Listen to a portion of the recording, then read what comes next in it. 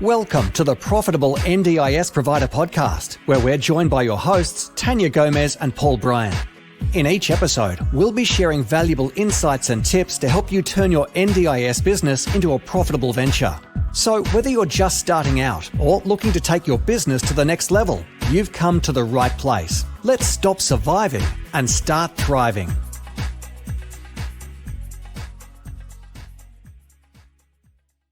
G'day everybody and welcome back to the Profitable NDIS Provider podcast. I am Paul. I'm here with Tania and today we've got Brendon Woolf from NDIS Property Australia. G'day Brendon, how are you going? Hi Paul, how are you? It's great to be here. Thank you for giving me this opportunity. I'm used to doing podcasts. So doing a different one. It's going to be really exciting, and I'm looking forward to doing it. For those of you who don't know who I am, my name is Brendon. I am an NDIS participant who has SDA in his NDIS plan. A bit of a background story to that. In 2019, I applied for SDA in as part of the NDIS, and unfortunately, I wasn't given the level of funding that I was requesting from the NDIS, so I had to go down all the appeals process, and part of that was having to go to the AAT. I was at AAT for about 3 years now, and on the 19th of May this year, I can still remember the date, I got the decision that I was seeking, and I got the correct level of SDA funding of 1-to-1 apartment. And what I'm doing now at NDIS Property Australia is basically using all my knowledge and experience that I've learned over the last 3 years, both NDIS World and AAT World, and now assisting other participants trying to seek appropriate home and living decisions for them. So it's been one hell of a ride, and I'm enjoying every minute of it, and Well, that's great. I'm glad that I can share my experience. Wonderful. Thank you. Thank you so much for that great introduction, Brendon. It's always great to have you here. I think this episode that we're doing is really around what participants want from providers. And this really comes from the fact that, delivering good services helps you retain clients. And as the NDIS community is really a small community, being great at what you do really means that you are, not only providing a better quality of service to people with disability, but you're able to grow your business as a provider. And often we say to our clients and on the podcast, you need to make sure that the participant is in the middle and the center of everything you do. But we really thought it would be great to hear from an NDIS participant specifically around what, in your opinion, what do participants want from providers? And I guess my first question for you is, what makes an NDIS provider stand out from the crowd? There are many, many SDA or CIL or community access providers in the market. How can you choose one, and what makes them stand out from any of the others? Yeah, what makes a good provider? So I've come from, I've had my disability from birth, and I've seen the sector change in so many different ways, where we've gone from basically you get a bucket of funding, you get a provider appointed to you, and you just accept and deal with what you've got. We've now gone the other end of the spectrum, where we have the NDIS and participants now are able to choose who their provider is. So when we're talking about what makes a good provider, I think the main thing we need to focus on is that it has to be centered around the participant. The participant is the focus of the service that's being provided, and with that comes choice and control. So a participant needs to be able to choose with that provider how their services are delivered. So, for example, if a participant wants to go out at, say, 11 o'clock at night and then come home at 3 o'clock in the morning, that's the participant's right and choice to do that. Providers need to have that flexibility around delivering support and services. And sometimes they even need to think outside the box because, as we know, the NDIS itself is a competitive market, and every provider wants to be the best provider and get the most, get a lot of participants coming to them. So sometimes they have to think outside the box. Now, I know of a provider that uses like rugby league stars or other stars that celebrities that have worked in their field, but in their spare time they also they also do support work. So it's kind of like thinking outside the box, making sure that the participant needs are met and they're more flexible.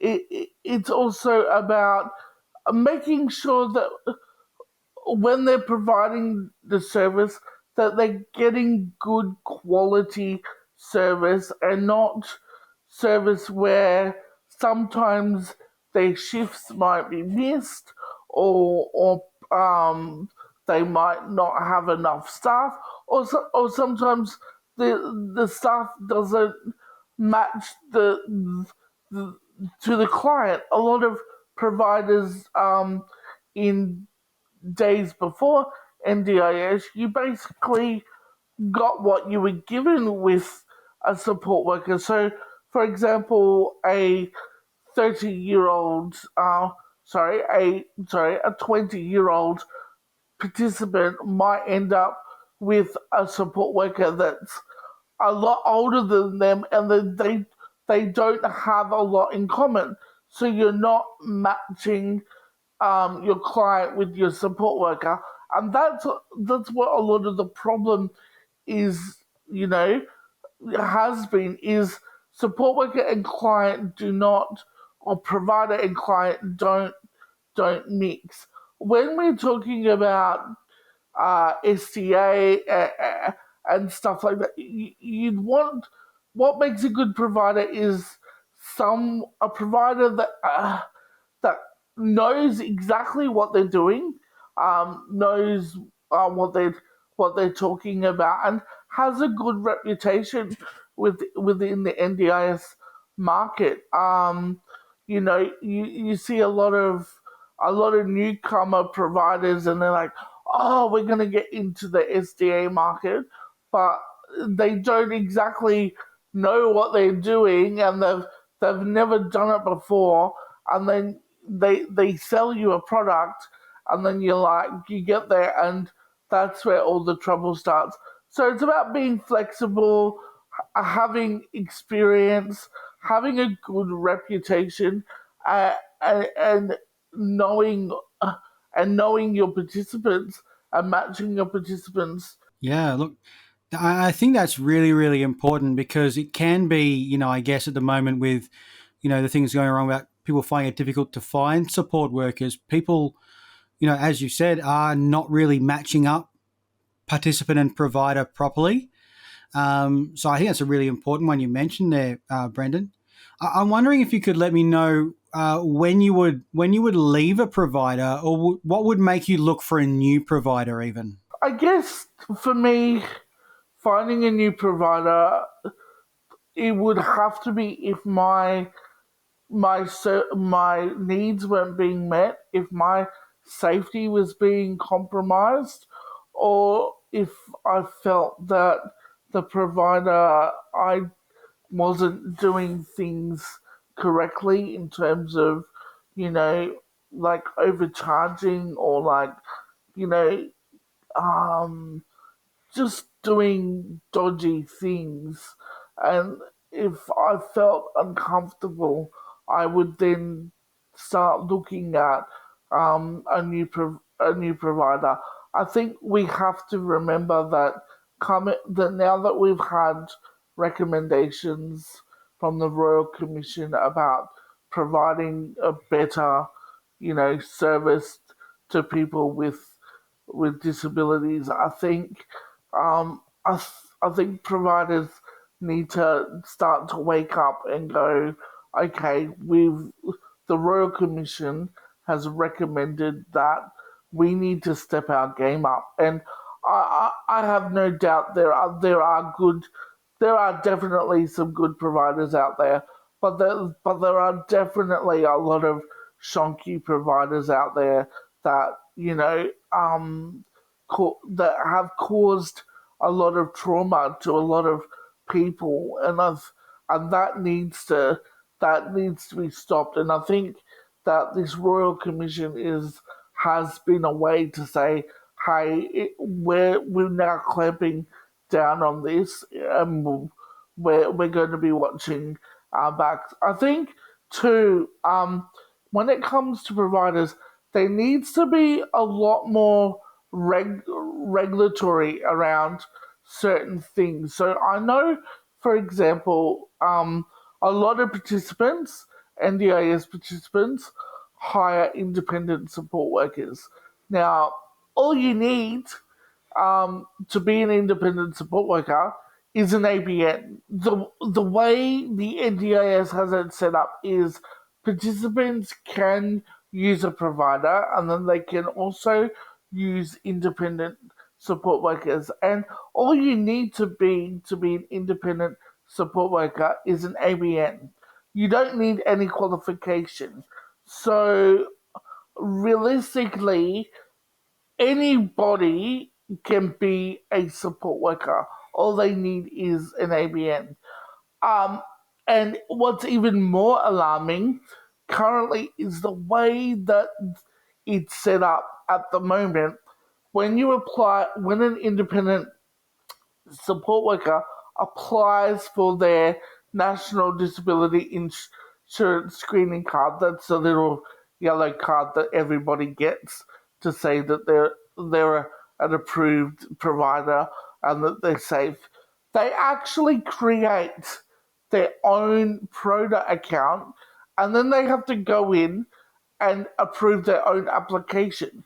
So there's no regulatory check around that. So I think the NDIA needs to actually look at that and make it more make it more regulatory for independent support workers.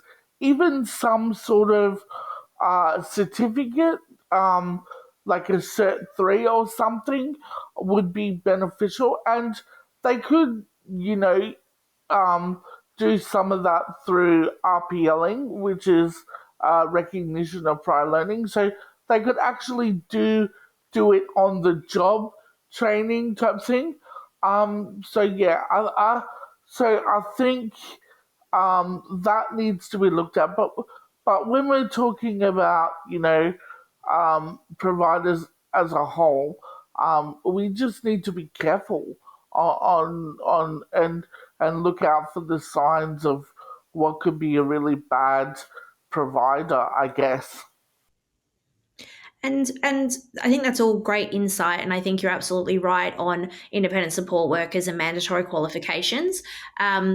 when would a provider be good enough for you to recommend to somebody else and say, yeah, absolutely, I recommend that you should use this provider because they've been, they've been wonderful?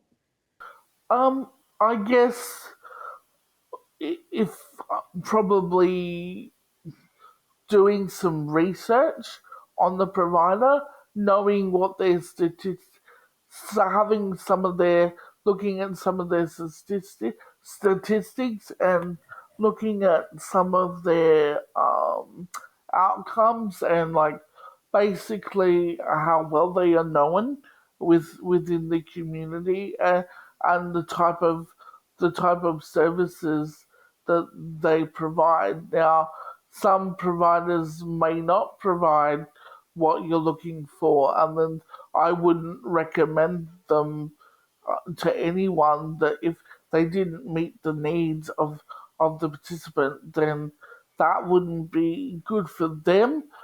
It wouldn't be good for the provider, and it certainly wouldn't be good for the participant. So yeah, that's basically what I would do. If I was recommending a provider, normally if I'm with a provider, I would say yeah these guys are pretty good. Like I I would recommend them to anyone. But at the end of the day, it is the participant's choice on the provider that they choose. You can only advise them on what what the benefits are, but you can't really make up a participant's mind for them. They have to do it for themselves. Yeah, absolutely.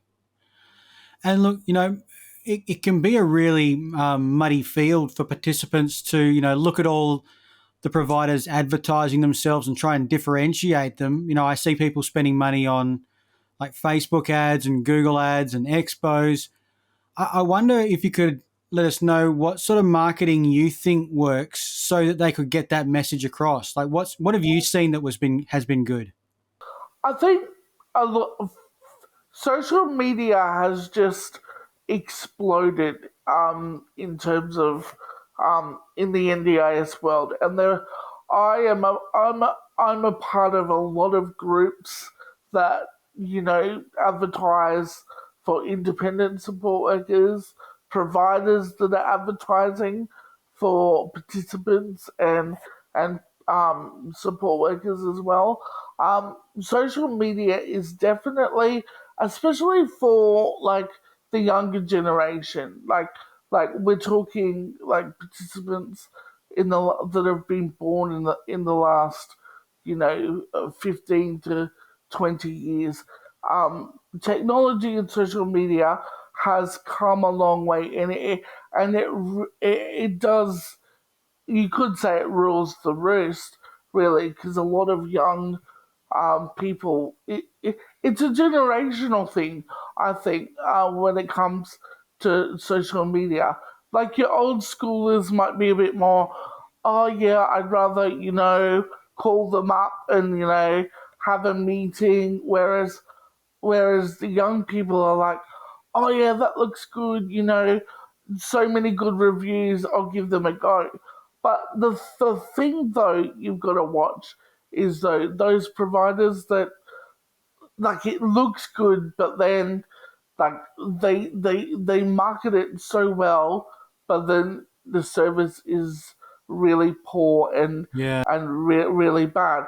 And I'll use STA as an example. Like the NDIS frowns upon participants using the word holiday. They don't like, the NDIA doesn't like a holiday. You say, oh, I want funding to go on a holiday. Well, they don't like that. They like to use the word respite, but there are so many ads that I see on Facebook that say, hey, come and have an NDIS holiday with us. And I'm thinking, well, are you really selling what it's really for? Like it's almost like you're selling a dud product, really, because STA is about getting a break from your regular supports, and your supports getting a break from you. It's also about capacity building and skill building. So I think that's it's really important to make sure you're selling a good product and that the product is actually accurate and you're not false advertising. Yeah, absolutely. Yeah, I agree. I think that there's a lot of semantics in the NDIS around what you can and can't say, and there's a difference between what can be claimed and how it can be marketed. So Yeah, it's an interesting place to be. yeah.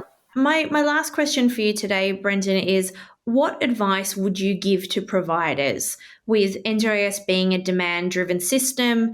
What advice would you give to providers who are looking to grow their business in this competitive marketplace with the participant front and center? Yep. I would like to my advice to providers is listen to your participants. Constantly be asking them, how can we improve our service? What are we doing wrong? What do we need to do better? And how can we go about it? I still believe in this in the NDIS land. I still believe that that lived experience is key, and providers should be, employing people with disabilities.